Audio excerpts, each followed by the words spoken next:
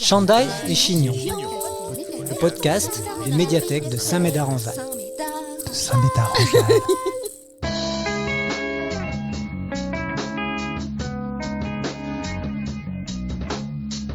Dans cet épisode, Amélie Osmond raconte pourquoi et comment le festival de musique métal Bourdhel a été créé en 2025 dans la ville de Bourg-sur-Gironde. Avant de l'écouter, voici une annonce de notre partenaire et sponsor. Coco Rabanne présente Femelle Beta, son nouveau parfum pour femmes. Élaboré à base d'extraits de rosée du matin et d'essence de lait d'ânesse, Femelle Beta vous donne l'assurance de toujours rester au second plan. Femelle Beta, parfum pour femmes, Coco Rabanne.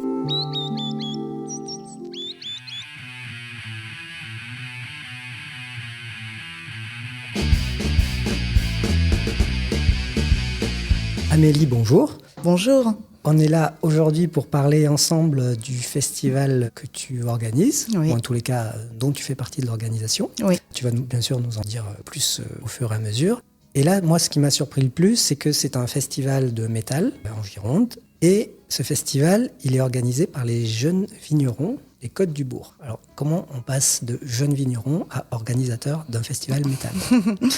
C'est vrai que c'est pas forcément une évidence. Il faut comprendre que l'association des jeunes vignerons des Côtes de Bourg a une activité importante et annuelle depuis 13 ans. C'est l'organisation d'un événement qui s'appelle la Nuit du Terroir, qui a lieu tous les premiers week-ends d'août. J'ai rejoint l'organisation de cet événement il y a une petite dizaine d'années et je me suis très vite orientée vers la partie programmation musicale. Donc on a une mise en avant des vins de l'appellation, des producteurs pour pouvoir manger et derrière une animation musicale. Cela mobilise tous les ans énormément d'énergie, de forces humaines, mais aussi de financement pour créer un événement qui ne dure qu'une seule soirée.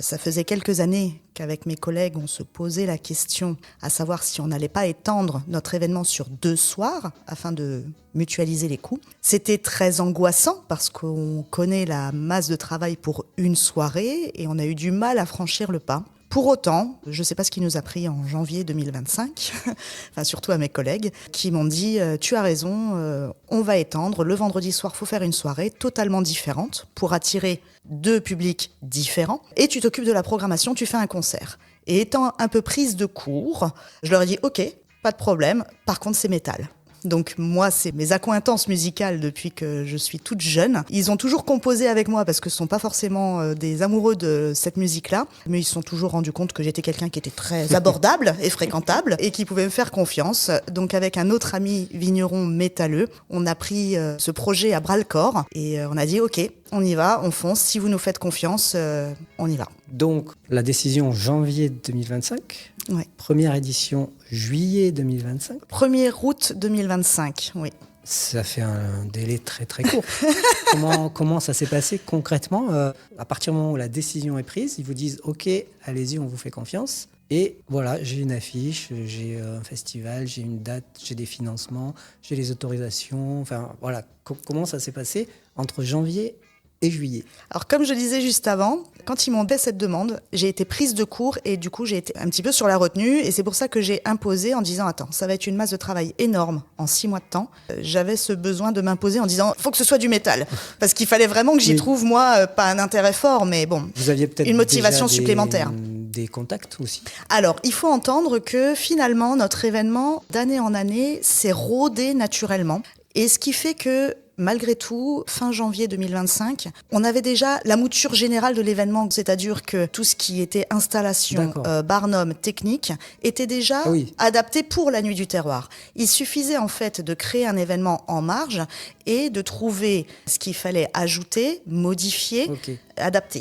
Donc vous avez utilisé un peu la structure de ce globale de la déjà, Nuit du Terroir. Que vous avez adapté à ce nouveau festival métal. Exactement. Ok. Et comment, donc déjà ça facilite, mais comment vous avez convaincu tout autour de vous? J'imagine qu'il faut convaincre les élus locaux. Enfin voilà, on ne dit pas je vais faire un festival métal et hop, il y a un festival métal. Effectivement, ça a été, je crois, la plus grosse partie que de convaincre nos amis vignerons qui nous voient comme des gentils amis vignerons, c'est pas un problème, mais qui n'ont pas connaissance vraiment de l'univers métal. Il a fallu d'une part convaincre l'association des jeunes vignerons, mais aussi également aller convaincre les élus. On a toujours eu ce sentiment que la musique métal était en marge. On était des gens qui étions un petit peu mis de côté parce que stigmatisés avec des fausses images, comme quoi on est extrêmement violent, alors qu'en fait pas du tout. Donc c'est vrai que quand je suis allée voir le maire de ma commune, en rigolant, et c'est vrai, je lui ai dit, tu sais, on va pas égorger des poussins sur scène. Et il m'a dit, c'est vrai, mais la musique va être forte. Mais non, en fait, on est limité à 102 décibels, que ce soit pour la nuit du terroir ou pour le bourdel. Ça dépassera pas les 102 décibels et même, tu auras moins de basses, donc moins de répercussions sur la cité. Ah bon ? Oui, oui. Puis je dis, tu verras, les métalleux sont des gens tout à fait adorables. Et donc, c'est vrai qu'il y a eu des idées reçues dans lesquelles il a fallu mettre des coups de bâton, dire non, faites-nous confiance. Vous allez voir, on va avoir un public qui va être absolument adorable. Et c'est vrai que le lendemain de l'événement, on a reçu une salve de compliments en disant mais vraiment, le style musical n'a rien à voir avec l'image qu'on se fait du métalleux. Et mes collègues qui sont soit au bar ou les food trucks qui étaient là, sont tous venus me voir en me disant mais vous êtes géniaux, mais vous êtes d'une simplicité, d'une gentillesse, vous vous adaptez, vous attendez, vous discutez. Et un restaurateur qui me disait je suis arrivé avec plein d'idées reçues, il m'a dit c'est la première fois que j'ai un public aussi cool. Puisqu'on est dans le vif du sujet, est-ce que vous pouvez nous donner les chiffres de cette première édition, puisque ça a été quand même un beau succès. On est Pour fiers. une première édition, c'est assez étonnant d'ailleurs. Donc oui. Allez-y, abreuvez-nous de chiffres. Alors, c'est vrai qu'on partait de rien et on avait cette envie non seulement de fédérer, mais il fallait quand même rester relativement sérieux dans notre approche et ne pas tout de suite partir dans des chiffres complètement déments. Je me suis fait accompagner d'un de mes meilleurs amis qui, lui, travaille dans le milieu de la musique sur Bordeaux et qui m'a dit « Attention, ne vois pas trop gros, il vaut mieux faire un petit événement qui fonctionne bien et d'année en année le faire grossir. » Donc là, lui, il a une expérience de 25 ans dans le métier, je ne pouvais pas mieux faire que de l'écouter. On a donc décidé d'établir notre budget sur 400 entrées,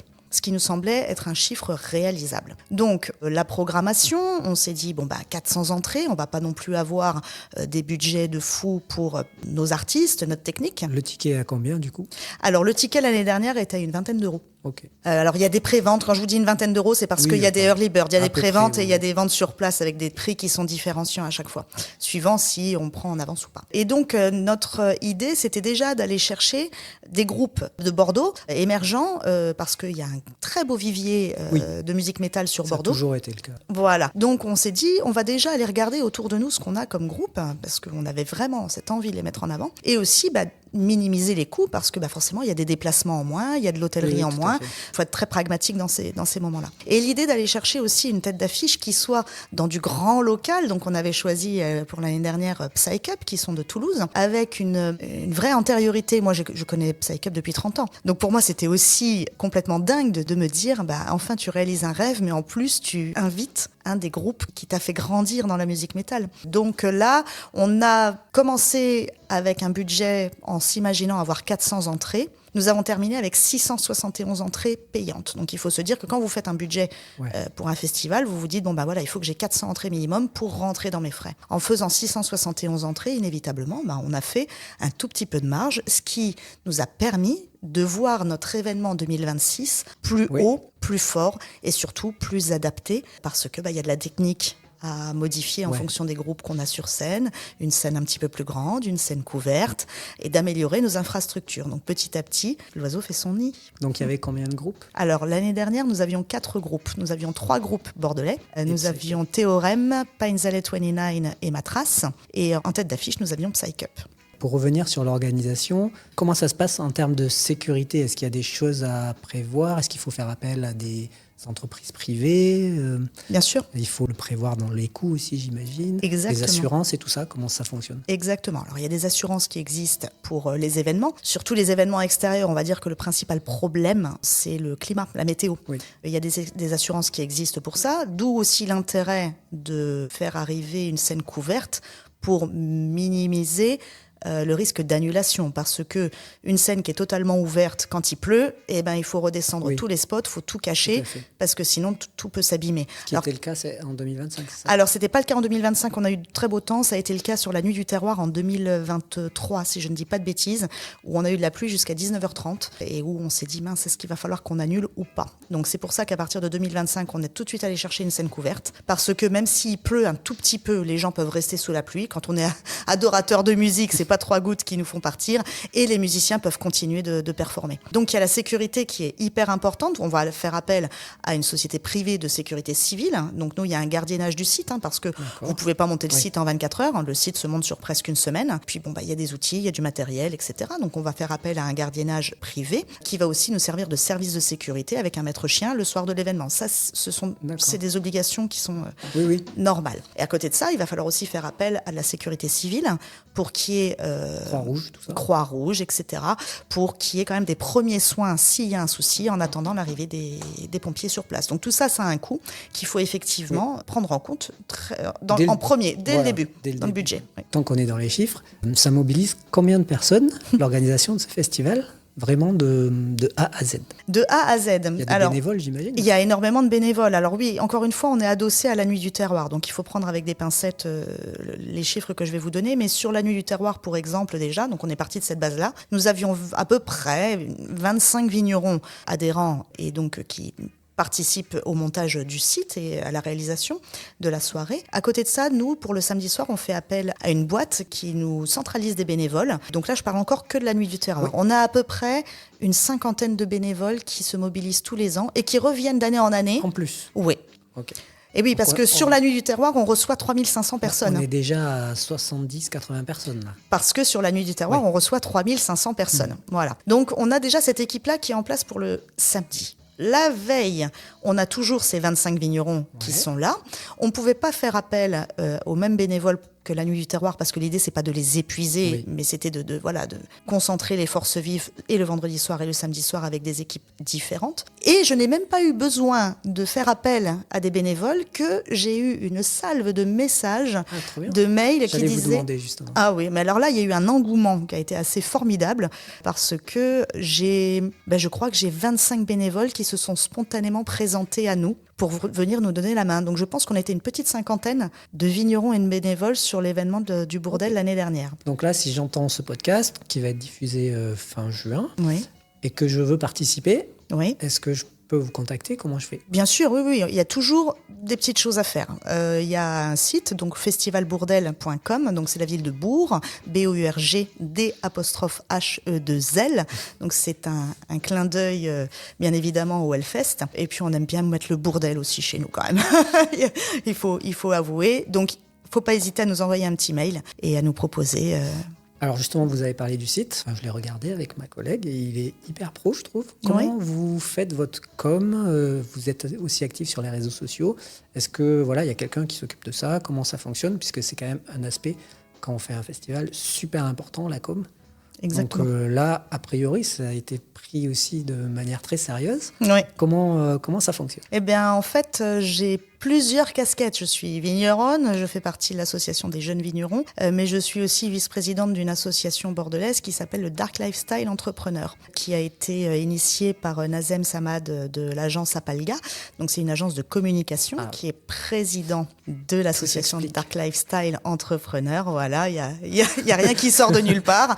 Et c'est vrai que dès que l'idée était là de faire ce festival métal, il m'a paru incontournable d'investir Nazem, qui lui aussi avait des envies d'organisation un petit peu de festival. Et il m'a dit de suite oui. Nazem, c'est l'homme de l'ombre et ça lui va très bien. Et en fait, c'est une compétence professionnelle qu'il met à notre service au niveau de l'association. Donc, c'est un vrai bonheur parce qu'il s'occupe de tout, de A à Z. C'est vraiment très, très pro. Enfin, on peut le féliciter, effectivement, et on peut que... Donc, un petit mot sur le Dark Lifestyle. Qu'est-ce que c'est? C'est l'association qui organise le festival ou c'est quelque chose qui est à côté? C'est quelque chose qui est à côté. Vous pouvez nous expliquer? Oui, c'est une association bordelaise qui a pour but de rassembler, généralement on va dire les entrepreneurs métalleux, mais c'est ouvert également aux salariés ou à des personnes retraitées ou à peu importe. Il faut qu'on soit métalleux. C'est l'idée. C'est de pouvoir se retrouver 3 fois par mois sur after work, visio ou alors concert, soirée dans un bar métal pour échanger. Puis déjà, être entre métalleux pour nous, c'est déjà un pur bonheur parce qu'on parle le même langage. Mais en plus, si on peut faire soit un petit peu de business, soit se donner des trucs et astuces de moi, je vais plutôt ici aussi pour chercher mes CD ou j'en sais rien. Enfin voilà, c'est vraiment l'idée première, c'est de regrouper des métalleux entre eux. Et derrière, si on fait un peu de business, c'est cool. Mais sinon, c'est plutôt vraiment passer du bon temps, ouvrir l'esprit, rencontrer des personnes qui aiment du métal différent d'une autre, et pour autant se rendre compte on fait partie de la même famille, bien évidemment, mais on n'avait aucun doute là-dessus. C'est un club de passionnés de musique métal. Exactement. Tout âge, je suis à la retraite, je peux venir, je suis fonctionnaire, je peux venir. Bien sûr. Je suis au chômage, je peux venir. Bien sûr. C'est pas que les entrepreneurs. Mais non, c'est du réseautage. D'abord, mais on n'est pas comme dans l'esprit de grosses boîtes américaines où c'est avec un système pyramidal où tout le monde a son rôle, etc., en business. Là c'est hyper cool. On peut peut-être parler de l'édition qui arrive. Oui. Alors, qu'est-ce qui nous attend? Quels sont les groupes? Est-ce que l'affiche est terminée? Oui, l'affiche est terminée. Qu'est-ce que vous avez modifié? Et aussi, je voulais savoir, maintenant, de plus en plus dans les festivals, il y a ce qu'on appelle souvent les villages avec des animations ou ce genre de choses. Est-ce qu'on trouve ça aussi au Bourdelle? Alors, je vais commencer par cette première question. L'année dernière, on avait déjà effectivement mis en place un petit marché d'exposants avec des gens qui font des vêtements, des bijoux, des gravures. Des vinyles. Alors, le monsieur pour les vinyles n'était pas disponible. J'espère que cette année, il pourra se rendre disponible. Mais c'était effectivement une volonté d'avoir également des vinyles.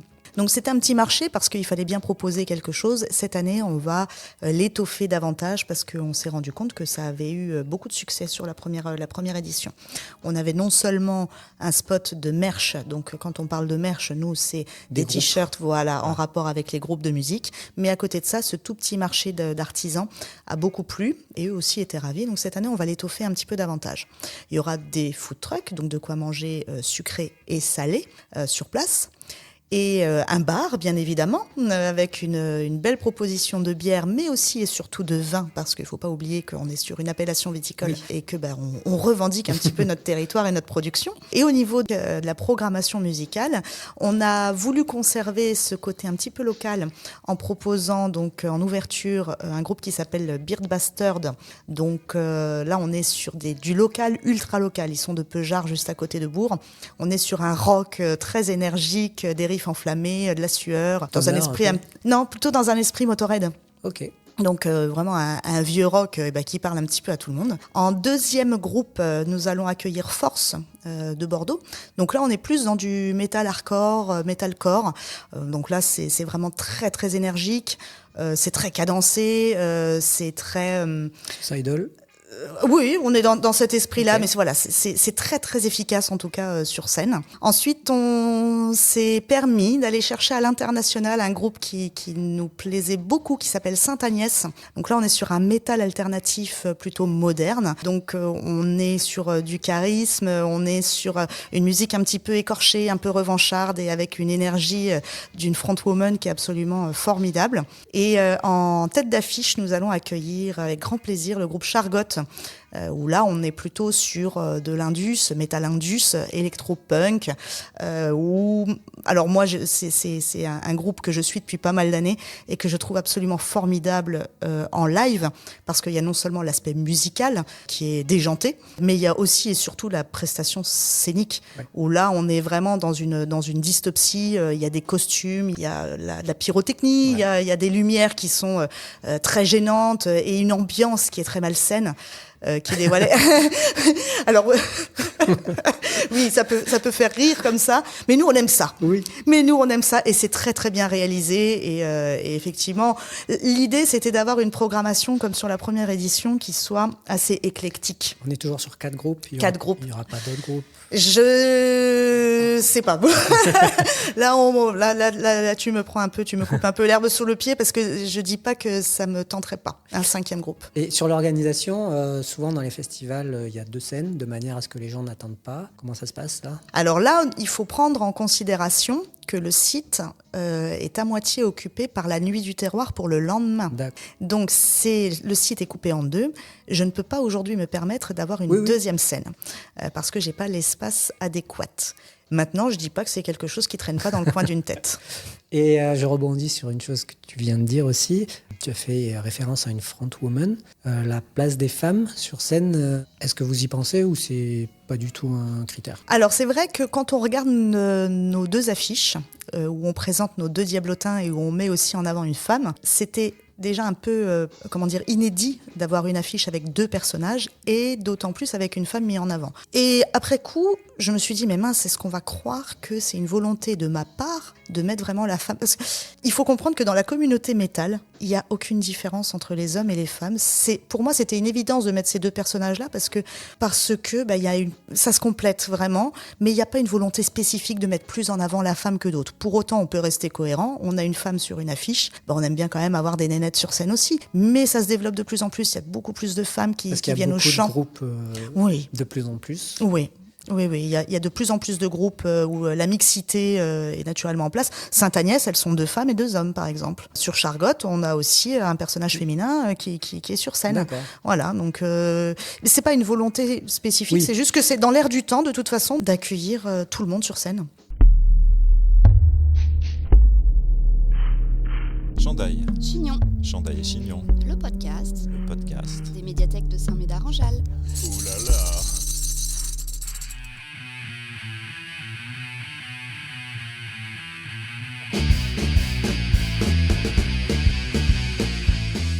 On a fait le tour, je crois, un petit peu. Est-ce qu'on peut parler un peu de votre parcours à vous, Avec personnel? plaisir, oui. De ton parcours? Oui, par où est-ce qu'on commence? Pourquoi le métal dans ma vie? Ouais, voilà, pourquoi le métal? Et voilà, de pourquoi le métal à j'organise un festival. Ouais, alors je vais essayer de faire condensé et concis. Moi, je suis une enfant du rock, avec mon papa, j'ai toujours aimé ça. À l'âge de 12 ans, je me suis pris une grosse claque en allant chez la grande sœur de ma meilleure amie d'enfance, où elle a enclenché un CD, dans le lecteur CD à l'époque, qui m'a littéralement scotché au canapé. Et je me suis dit, mais mon Dieu, mais c'est ça que je veux. Donc je me suis très rapidement... C'était quoi? C'était l'album Qu'est-ce qui se passe de Plémo. Donc j'avais une 12aine d'années et ça commence par un gros growl. Il y a une musique électro et d'un seul coup tout s'arrête et il y a un espèce de gros son, un chant grôlé qui est d'une puissance extrême. Et là, je me souviens exactement de ses yeux écarquillés. Je me suis dit, waouh, c'est formidable. Et après, je me suis entichée donc pas mal de groupes de métal français, donc du Massisteria, du Watcha, du Acme. J'ai commencé par ça gentiment, puis je me suis ouvert à l'international. À l'âge de 18 ans, je voulais faire des études en organisation d'événementiel. Alors la vie en a décidé autrement, mais j'ai eu l'opportunité, en tout cas de par une grosse période de stage, d'organiser mon premier festival de musique actuelle, on appelait ça à l'époque, où j'ai réussi à intégrer certains groupes de métal. Donc j'avais 18 ans et là je me suis dit mais je kiffe, j'adore ça. Mais la vie m'a emmenée ailleurs, donc j'ai fait une partie de ma vie dans le commerce et puis ensuite à l'âge de 28 ans j'en ai eu ma claque et j'ai dit qu'est-ce que je veux faire de ma vie. Donc là, virage à 360 degrés, en drift, tout ce que tu veux. Je suis devenue vigneronne et en redevenant vigneronne je me suis de nouveau remis dans l'organisation d'événementiels avec l'association des jeunes vignerons des Côtes-de-Bourg où j'ai pu prendre à ma charge donc la programmation de cet événement-là, remettre un pied gentiment dans ce milieu-là, retrouver mes amis du milieu, parce que beaucoup étaient de Bordeaux aussi, donc c'est un beau hasard de pouvoir les retrouver facilement. Je me suis remise vraiment à aller dans les concerts depuis une 15aine d'années, à me remettre vraiment dans cette communauté-là de manière entière et passionnée, et puis le reste est arrivé naturellement en 2015. Premier gros concert métal, c'est quoi pour toi? Korn en 2003 à Toulon, où là, même si le chanteur n'était pas forcément en forme à cette époque-là, ça a été pour moi une sacrée découverte que de voir ce groupe qui m'avait bercé pendant tant d'années en live. Les groupes de ton île déserte, c'est quoi? Les groupes de mon île déserte Il y en a plein, c'est terrible parce que je fluctue. Allez, 4-5. Actuellement. Actuellement, mais je dois avouer que depuis mon plus jeune âge, je suis une grande fan de Massisteria. J'aime vraiment l'aspect positif, l'entrain qu'ils mettent dans leur musique. Massisteria reste un incontournable pour moi. Je vais avoir Gojira, bien évidemment, qui est maintenant en place depuis pas mal d'années, mais qui justement, d'année en année, on les aime toujours autant. Donc c'est ce qui prouve que c'est vraiment une bonne base. Gojira, c'est inaccessible encore pour le bruit. On sait jamais, parfois. Ah, mais en même temps, s'ils aiment le bon vin et qu'on peut les payer en liquide, peut-être on peut trouver un arrangement. Il y a aussi l'aspect régional. Non, il y a l'aspect régional, mais c'est surtout qu'on n'est pas équipé pour recevoir Gojira. Moi, je demande que ça. Hein. Déjà, je n'ai aucun contact. Hein, et puis, je pense qu'effectivement, le problème est avec Gojira. Non, mais on peut tout faire pour les accueillir. C'est pas un souci, mais on va dévaster Bourg. C'est-à-dire que si on reçoit 60 000 personnes en une soirée, ça va pas le faire. C'est vrai aussi. Donc voilà. Donc, pardon, je t'ai interrompu. Donc 2 groupes, tu m'as cité Massisteria, Massisteria, Gojira. À l'international, qu'est-ce que l'Ofofora plus quand j'étais jeune. Ouais. J'ai vrillé sur autre chose. Après, il y a des groupes comme Motorhead, Machine Head qui restent pour moi des évidences. Là, tu me prends un peu. J'en ai tellement en fait. Et puis c'est très. Je fluctue en fonction des humeurs, donc je reviens. Je suis très attachée quand même aux vieux groupes. Les Black Sabbath, j'aime ça. Led Zeppelin, je suis une grande fan de Led Zeppelin. Les Pink Floyd, donc en fait, voilà. J'aime aussi beaucoup la base, mais c'est parce que c'est l'éducation musicale que m'a donnée mon papa. Oui. Alors, on va finir sur le festival. Qu'est-ce que tu peux nous dire pour nous donner envie d'y aller ? Alors déjà, on n'est pas loin de Bordeaux. Il faut se retirer de la tête que Bourg, c'est à l'autre bout du monde. Pied du pont de l'Aquitaine, pardon, on est à 35 minutes de Bourg-sur-Gironde. Bourg-sur-Gironde, c'est un voyage. Vous allez vous retrouver dans une petite cité de caractère, une cité médiévale. Donc déjà, rien que de venir à Bourg, vous allez être complètement dépaysé. Le site de l'événement, on se situe donc au parc de l'Esconge. On est au pied de la citadelle de Bourg. On a le vignoble en arrière-fond et on a le fleuve de la Dordogne devant. Le site est installé pour donner une sorte d'effet d'arène. Donc la scène est en bas et en fait le site se déploie tout en hauteur, ce qui fait qu'on peut avoir une très très bonne visibilité et surtout au pied de la citadelle et devant le fleuve de la Dordogne, c'est absolument formidable. Un coucher de soleil qui est à tomber. Les Bourquais sont des gens adorables et ils n'ont qu'une envie, c'est de recevoir des visiteurs sur cette soirée. Il y a un vrai engouement des habitants, des bénévoles, des vignerons pour vous recevoir au mieux. Le choix des groupes est, je crois, assez éclectique si vous voulez découvrir différents styles de métal. Et c'est surtout et aussi, il faut comprendre que le métal ne s'écoute pas sur des enceintes. Le vrai métal s'écoute en live. Il y a une énergie qui est transmise, il y a des émotions, il y a un aspect scénique qui fait que les gens, généralement, une fois qu'ils ont écouté sur piste ou une fois qu'ils ont écouté en live, ah ouais, mais en fait, c'est vachement bien en live parce qu'il y a cette énergie qui est transmise et c'est surtout du bonheur. Les métalleux sont des gros nounours adorables. Si vous voulez discuter, vous fendent la gueule. Alors des fois, il y a de l'humour un peu potache, mais en même temps, c'est de la simplicité et c'est que du bonheur de venir nous voir. Vous avez prévu tout ce qui est camping, parking, tout ça ? Pas de problème ? Alors, il y a un camping qui est à peu près 72 mètres de l'événement. Il faut réserver, bien évidemment. Sur les réseaux sociaux, on va communiquer, et sur le site internet également, sur les maisons d'hôtes et les gîtes qui sont à disposition tout autour. Les parkings, effectivement, on mobilise celui du supermarché, de la banque, celui de l'église. Il y a de quoi se parquer facilement. J'imagine que les commerçants sont contents. J'ose espérer aussi, oui. Que ça fait du coup 600 personnes qui viennent et qui le vendredi et le samedi. C'est vrai que sont sur place et puis il y a une espèce d'animation inévitablement qui se crée et je crois surtout qu'une fois que les gens sont venus une fois à Bourg, ils se disent « Ah, on ne connaissait pas, mais il faut qu'on revienne ». Dernière petite chose, tu as parlé des food trucks. Est-ce qu'il y a une option végé, vegan prévue ? Toujours. C'est parfait, en fait. Ouais. On n'a pas la prétention d'être parfait. Il y avait des points d'amélioration sur lesquels on s'est fait avoir l'année dernière qu'on a réussi à noter après un brainstorming. Donc cette année, on va vraiment aller un peu plus dans le détail pour améliorer davantage l'accueil. Mais c'est vrai que sur les food trucks, il nous semblait évident d'avoir non seulement une proposition qui soit très différenciante au niveau des menus, mais aussi avec une accessibilité financière. On peut trouver de tout. L'année dernière, alors là, on est en train de finaliser nos food trucks, mais c'est vrai que l'année dernière, on pouvait manger entre 7 et 15 euros sur place. Et après, une glace ou une petite crêpe en dessert pour les plus gourmands. Et un verre de vin. Et surtout, plein de verres de vin. Alors, juste, tu nous rappelles l'horaire et la date pour qu'on loupe pas l'événement. Alors, c'est le 31 juillet 2026 à Bourg-sur-Gironde. L'événement s'appelle le Bourdel et nous vous attendons nombreux. Merci beaucoup. Avec grand plaisir. Merci à vous. Semez vos envies et cultivez votre curiosité en attendant le prochain podcast des médiathèques de Saint-Médard-en-Jalles. Abonne-toi. Chantal et Chignon. Chandail et chignon. C'était pas très intéressant.